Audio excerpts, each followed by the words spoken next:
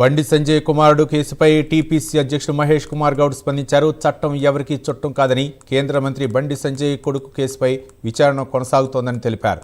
చట్టం ముందు అందరూ సమానమేనని, తప్పు చేసిన వారెవరైనా వారికి శిక్ష తప్పదని అన్నారు. పర్యటన పూర్తిగా రాజకీయ పరంగా జరిగింది.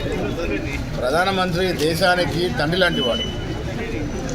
అలాంటి పదవులు ఉన్నటువంటి ప్రధానమంత్రి గారు తెలంగాణ రాష్ట్రానికి వచ్చినప్పుడు తెలంగాణకు ఇవ్వాల్సిన అభివృద్ధి కార్యక్రమాలతో పాటు సంక్షేమ కార్యక్రమాలతో పాటు అన్ని చూడాల్సిన బాధ్యతలు ఉండి కూడా కేవలం భక్తు రాజకీయాలు మాట్లాడారు. ప్రధానమంత్రి హోదా ఉన్నటువంటి వ్యక్తికి తగదు. తెలంగాణ కొత్త రాష్ట్రం, 12 ఏళ్ళు మాత్రమే అయినటువంటి రాష్ట్రానికి విభజన చట్టంలో ఉన్నటువంటి హామీలు నెరవేర్చకుండా కాలయాపన చేస్తూ ఉన్నారు.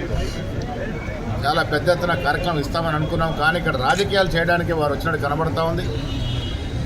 నెక్స్ట్ బీజేపీ అనే మాట చెప్పినారు. తెలంగాణ రాష్ట్రంలో బీజేపీ మొలకెత్తే అవకాశమే లేదు. కాంగ్రెస్ పార్టీ రేవంత్ రెడ్డి నేతృత్వంలో ఇస్తున్న అభివృద్ధి సంక్షేమ ఫలాలు ప్రజలకు అందుతున్నాయి కాబట్టి మళ్ళీ ఎన్నికల్లో మేమే గెలుస్తాం. బండి సంజయ్ గారి విషయంలో చట్టం ఎవరికి చుట్టం కాదు.